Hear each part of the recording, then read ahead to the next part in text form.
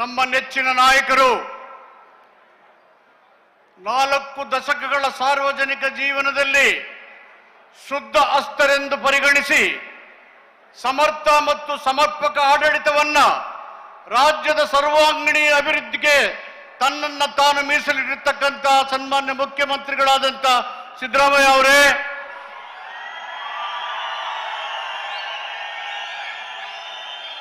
ರಾಜ್ಯದ ಕಾಂಗ್ರೆಸ್ಸಿನ ನೇತೃತ್ವವನ್ನು ವಹಿಸಿ ಹಗಲು ರಾತ್ರಿ ರಾಜ್ಯದ ಮೂಲೆ ಮೂಲೆಯಲ್ಲಿ ಕಾಂಗ್ರೆಸ್ ಕಾರ್ಯಕರ್ತರ ಜೊತೆಯಲ್ಲಿ ಕಾಲಿಗೆ ಚಕ್ರವನ್ನು ಕಟ್ಟಿ 2013ನೇ ಇಸ್ವಿನಲ್ಲಿ 135 ಜನ ಶಾಸಕರು ವಿಧಾನಸಭೆಗೆ ಆಯ್ಕೆ ಆಗಲಿಕ್ಕೆ ತನ್ನನ್ನು ತಾನು ತೊಡಗಿಸಿಕೊಂಡಿರ್ತಕ್ಕಂಥ ಕೆಪಿಸಿಸಿ ಅಧ್ಯಕ್ಷರು ಉಪಮುಖ್ಯಮಂತ್ರಿಗಳಾದಂತಹ ಸನ್ಮಾನ್ಯ ಆತ್ಮೀಯರಾದಂಥ ಡಿ.ಕೆ. ಶಿವಕುಮಾರ್ ಅವರೇ,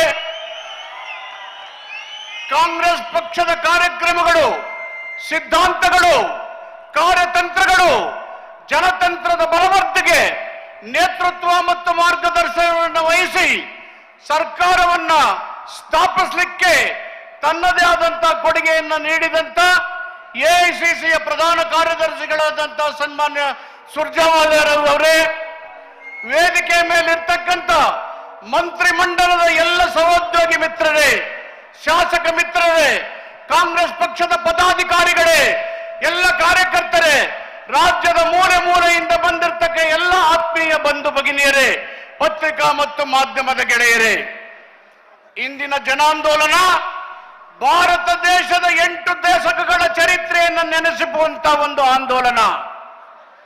ಬ್ರಿಟಿಷರೇ ಭಾರತವನ್ನ ಬಿಟ್ಟು ತೊಲಗಿ ಅಂತಕ್ಕಂಥ ಘೋಷಣೆಯನ್ನ ಕಾಂಗ್ರೆಸ್ ಪಕ್ಷ ಗಾಂಧೀಜಿಯವರ ನೇತೃತ್ವದಲ್ಲಿ ಪರಕೀಯರ ಆಡಳಿತ ವಿರುದ್ಧವಾಗಿ ಆಂದೋಲನವನ್ನು ಮಾಡಿದಂತ ದಿನ.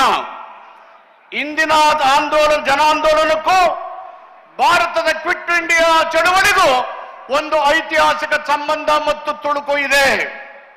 ಬಂಧುಗಳೇ, ಈ ಕಾರ್ಯಕ್ರಮವನ್ನು ಆಯೋಜಿಸತಕ್ಕಂಥದ್ದು ವಿಷಯ ಇಲ್ಲದೆ ಇರ್ತಕ್ಕಂಥ ವಿಷಯಗಳಿಗೆ ಉತ್ತರವನ್ನು ಕೊಡಲಿಕ್ಕೆ ಅಲ್ಲ. ಈ ಕಾರ್ಯಕ್ರಮ ಕಾಂಗ್ರೆಸ್ ಪಕ್ಷ ಸ್ವಾತಂತ್ರ್ಯವನ್ನು ತಂದುಕೊಟ್ಟ ಮೇಲೆ ಅದರ ಉದ್ದೇಶಗಳು ಕೋಮುವಾದ ಮತ್ತು ಮತೀಯವಾದದ ರಾಜಕಾರಣವನ್ನು ಪ್ರತಿಪಾದನೆ ಮಾಡುವಂತ ಬಿಜೆಪಿ ಮತ್ತು ಜೆಡಿಎಸ್ ಕೂಟದಿಂದ ಗಾಡಿಗೆ ತೂರು ಹೋಗ್ತಾ ಇದ್ದಾವೆ. ಬಾಬಾ ಸಾಹೇಬ್ ಅಂಬೇಡ್ಕರ್ 1932ನೇ ಇಸ್ವಿನಲ್ಲಿ ರೌಂಡ್ ಟೇಬಲ್ ಕಾನ್ಫರೆನ್ಸ್ ಅಲ್ಲಿ civil rights of Indian citizens ಬಗ್ಗೆ ಮಾತಾಡ್ತಾ, ಬ್ರಿಟಿಷರೇ ನೀವು ಅಧಿಕಾರವನ್ನು ಕೊಟ್ಟು ಹೋಗುವಾಗ ಯಾರ ಕೈಗೆ ಕೊಡ್ತಾ ಇದ್ದೀರಿ? ನೀವು ಕೊಡುವಾಗ of the people, by the people, for the people, ಜನತಂತ್ರದ ವ್ಯವಸ್ಥೆ ಆಡಳಿತವನ್ನು ಕೊಡಬೇಕು ಅಂತ ಹೇಳಿದ್ರು. ಇವತ್ತು ಕೋಮುವಾದವನ್ನು ಪ್ರತಿಪಾದನೆ ಮಾಡಿ ಜನರ ಮೂಲಭೂತ ಹಕ್ಕುಗಳನ್ನು ದಮನ ಮಾಡುವಂತ ಬಿಜೆಪಿಯವರು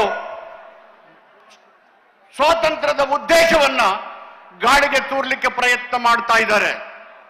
ಕಳೆದ 25 ದಿನಗಳಿಂದ ಕರ್ನಾಟಕದಲ್ಲಿ ನಾನು 4 ದಶಕಗಳ ರಾಜಕೀಯ ಜೀವನವನ್ನು ಸಿದ್ದರಾಮಯ್ಯನವರ ಜೊತೆಯಲ್ಲೇ ಮಾಡ್ತಾ ಬಂದಿದ್ದೇನೆ. ನಾನು ಇಂಥ ಒಂದು ಕಾಲ್ನಡಿಗೆಯನ್ನು ನೋಡಲೇ ಇಲ್ಲ.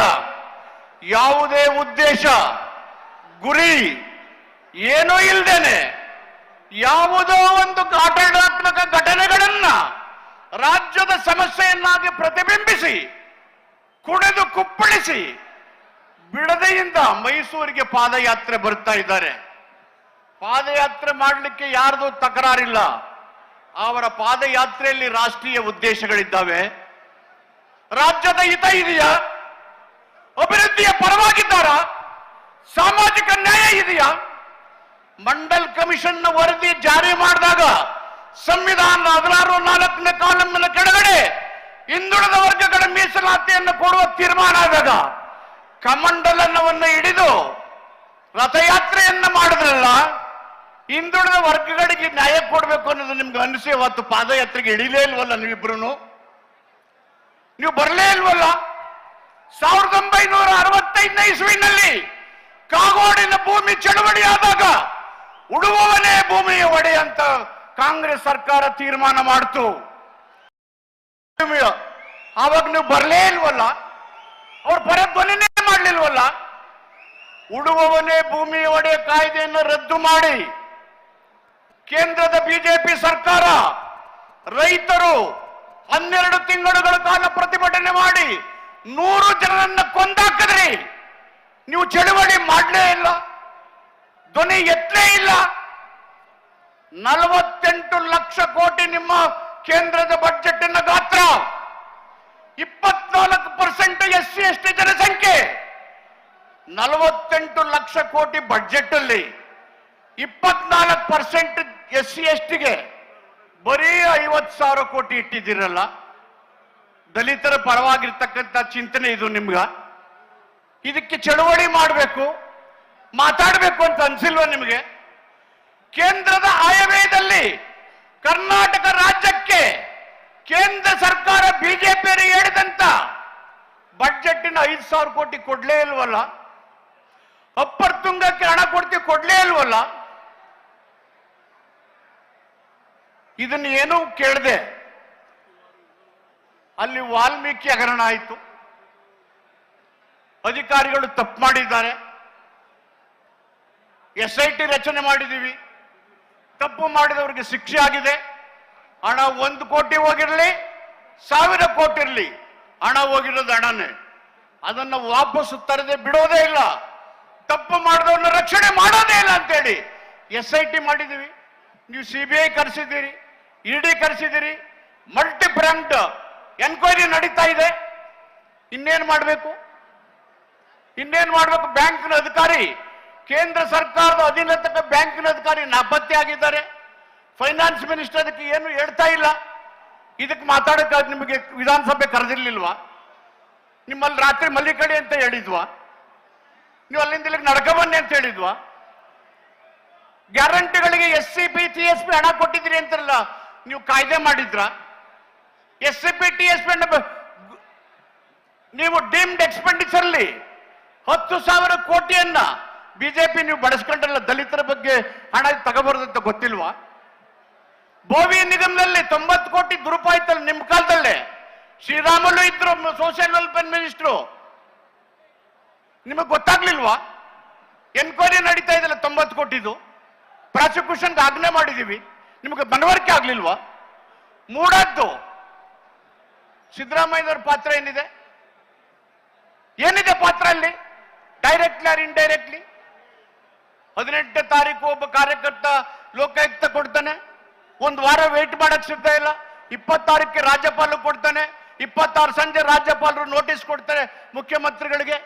ಇದು ಮೆಕ್ಯಾನಿಕಲ್ ಕೆಲಸನ? ರಾಜ್ಯಪಾಲರು ಸಂವಿಧಾನ ರಕ್ಷಕರು, ಆಳವಾದಂತ ಪರಿಶೀಲನೆ ಇರಬೇಕು, ಅದಕ್ಕೆ ಸಾಕಷ್ಟು ಪುರಾವೆಗಳು ಸಾಕ್ಷ್ಯಗಳಿರಬೇಕು.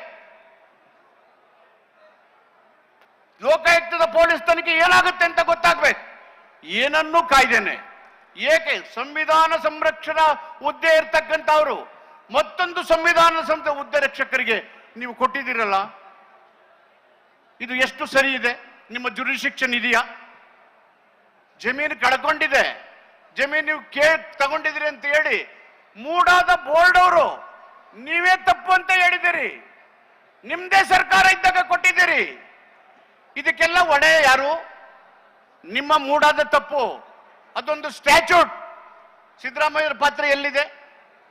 ಪ್ರಿವೆನ್ಷನ್ ಆಫ್ ಕರಪ್ಷನ್ ಆಕ್ಟ್ 1988 ಅಲ್ಲಿ ನೆಪೋಟಿಸಮ್ ಇದೆಯಾ? ಹಣ ಲಪ್ಟಾಯಿಸಿದಾರ? 79, 79, 218 ಎಲ್ಲಿ ಅಟ್ರಾಕ್ಟ್ ಆಗುತ್ತೆ? ಕರಪ್ಷನ್ ಎಲ್ಲಿ ಅಟ್ರಾಕ್ಟ್ ಆಗುತ್ತೆ? ಇವತ್ತು ಮಂತ್ರಿಮಂಡಲದ ಸಂಪೂರ್ಣ ಮಂತ್ರಿಗಳಿದ್ದಾರೆ, ಶಾಸಕರಿದ್ದಾರೆ. ಇದು ಒಂದು ಮ್ಯಾಂಡೇಟ್ ಪಡೆದಂತ ಸರ್ಕಾರ, ಪ್ರಜಾಸತ್ತಾತ್ಮಕ ಜನರಿಂದ ಆಶೀರ್ವಾದ ಪಡೆದು ಬಂದಿರತಕ್ಕಂಥ ಸರ್ಕಾರ. ಇದು ಜನರ ಸರ್ಕಾರ. ಜನರ ಸರ್ಕಾರವನ್ನು ದಿಲ್ಲಿಯಲ್ಲಿ ಕೂತು ಪ್ಲಾನ್ ಮಾಡಿ JDS BJP ಅವರು ಮಾತಾಡಿಕೊಂಡು ನಾಟಕ ಮಾಡ್ತಾ ವಿಷಯ ಇಲ್ಲದೆ ಇರೋದನ್ನ ವಿಷಯವನ್ನ ಪರಿವರ್ತನೆ ಮಾಡಿ ಗ್ಲೋಬಲ್ಸ್ ಥಿಯರಿಯನ್ನ ಹೇಳ್ತಾ ಜನರನ್ನ ಒಪ್ಸಕ್ಕೆ ಮಾತಾಡ್ತಾ ಇದ್ದೀರಲ್ಲ, ಯಾವ ನೈತಿಕ ಇದೆ? ನೈತಿಕತೆ ಇರಬೇಕಾದ್ರೆ ನಿಮ್ಗೆ ಹೋರಾಟ ಇರಬೇಕಲ್ಲ. ಇತಿಹಾಸದಲ್ಲಿ? ಸ್ವಾತಂತ್ರ್ಯ ಸಂಗ್ರಾಮದಲ್ಲಿ ಯಾರು ಭಾಗಿಯಾಗಿದ್ರಿ? ಸ್ವಾತಂತ್ರ್ಯ ಉದ್ದೇಶಗಳು ಏನ್ ಗೊತ್ತಿದ್ದಾವೆ ನಿಮಗೆ? ಸುಮ್ಮನೆ ಪ್ರಜಾಪ್ರಭುತ್ವಕ್ಕೆ ಅಪಮಾನ ಒಡ್ಲಿಕ್ಕೆ, ಸಾರ್ವಜನಿಕ ಜೀವನದ ಮೌಲ್ಯಗಳ ಅರಿವು ಇಲ್ಲದೆ ಇರ್ತಕ್ಕಂಥವ್ರು ಬಾಯಿಗೆ ಬಂದಂತೆ ಮಾತಾಡ್ತಾ ಇದ್ದೀರಿ. ಸಿದ್ದರಾಮಯ್ಯ ಈ ನಾಡು ಕಂಡ ಅಪರೂಪದ ರಾಜಕಾರಣಿ, ಪ್ರಾಮಾಣಿಕ ರಾಜಕಾರಣಿ, ಜನಪರವಾದಂತ ನಾಯಕ, ಹೋರಾಟ ಮತ್ತು ಸಿದ್ಧಾಂತದ ಮೂಲಕ ಇಡೀ ರಾಜ್ಯದ ಜನರ ಮನಸ್ಸನ್ನು ಗೆದ್ದಿರ್ತಕ್ಕಂಥ ನಾಯಕ. ಬಂಧುಗಳೇ, ಬಿಜೆಪಿ ಜೆಡಿಎಸ್ ಅವರ ಕುತಂತ್ರ ಮೂಡಾದ್ದಲ್ಲ, ವಾಲ್ಮೀಕಿದಲ್ಲ, ಗ್ಯಾರಂಟಿದಲ್ಲ, ಇವ್ಯಾವುಗೆ ಮುಖ್ಯ ಅಲ್ಲ. ಸಿದ್ದರಾಮಯ್ಯನವರ ಮುಖಕ್ಕೆ ಮಸಿ ಬಡಬೇಕು, ವ್ಯಕ್ತಿತ್ವದ ಚಾರಿತ್ರಾರ್ಣ ಮಾಡಬೇಕು, ಶಾಸಕರಲ್ಲಿ ಗಾಬರಿ ಹುಟ್ಟಿಸಬೇಕು. ಹಿಂಬಾಗಿಲಿನಿಂದ ಬಂದು ಜನರ ಆಶೀರ್ವಾದದಿಂದ ಪಡೆದಂತ ಸರ್ಕಾರವನ್ನು ಉರುಳಿಸಿ ಅಧಿಕಾರವನ್ನು ಹಿಡಿತಕ್ಕಂಥ ಹುನ್ನಾರವನ್ನು ಬಿಟ್ಟು ಯಾವ ಉದ್ದೇಶವು, ಪ್ರಜಾಸತ್ತಾತ್ಮಕ ಮಾರ್ಗಗಳು, ಸಂವಿಧಾನದ ಆಶೆಗಳು ಬಿಜೆಪಿ ಮತ್ತು ಜೆಡಿಎಸ್ ಅವರಿಗೆ ಗೊತ್ತಿಲ್ಲ. ಅನೇಕ ದೂರುಗಳಿದ್ದಾವೆ ಅವರ ಮೇಲೆ, ಅನೇಕ ಹಗರಣಗಳು ನಡೆದಿದ್ದಾವೆ. ಅವೆಲ್ಲವೂ ಕೂಡ ದಾಖಲಾತಿಯಲ್ಲಿದ್ದಾವೆ. ಮುಂದೆ ನಮ್ಮ ಮುಖ್ಯಮಂತ್ರಿಗಳು, ಉಪಮುಖ್ಯಮಂತ್ರಿಗಳು ಅವೆಲ್ಲವನ್ನ ನಿವೇದನೆ ಮಾಡ್ತೇವೆ. ಕಾಂಗ್ರೆಸ್ ಪಕ್ಷ ಒಟ್ಟಾಗಿ ಇಂಥ ಒಂದು ಪ್ರಜಾಸತ್ತಾತ್ಮಕ ವಿರೋಧಿ, ಸಂವಿಧಾನ ವಿರೋಧಿ ನೀತಿಗಳನ್ನ ಖಂಡಿಸಿ ಇಡೀ ರಾಜ್ಯದ ಸರ್ವಾಂಗೀಣ ಅಭಿವೃದ್ಧಿಗೆ ಜನರ ಆಶೀರ್ವಾದದಿಂದ ಬಂದಿರತಕ್ಕಂಥ ಸರ್ಕಾರ ಕಂಕಣಬದ್ಧವಾಗಿ ದುಡಿತೇವೆ. ಇವರಿಗೆ ತಕ್ಕ ಶಾಸ್ತಿಯನ್ನ ಮಾಡ್ತೇವೆ. ನಾವು ನಿಮ್ಮ ಗೊಡ್ಡ ಬೆದರಿಕೆಗೆ ಹೆದರಿ ಮನೆಯಲ್ಲಿ ಕೂರವರಲ್ಲ. ಈ ಭಾರತದ ಪರಕೀಯ ಆಡಳಿತ ವಿರುದ್ಧ ಶಸ್ತ್ರ ಇಲ್ಲದೇನೆ ಅಸಹಕಾರ ಚಳುವಳಿಯ ಮೂಲಕ ಭಾರತ ದೇಶಕ್ಕೆ ಸ್ವಾತಂತ್ರ್ಯವನ್ನು ತಂದುಕೊಟ್ಟಿದ್ದ ಕಾಂಗ್ರೆಸ್ ಪಕ್ಷಕ್ಕೆ ಒಂದು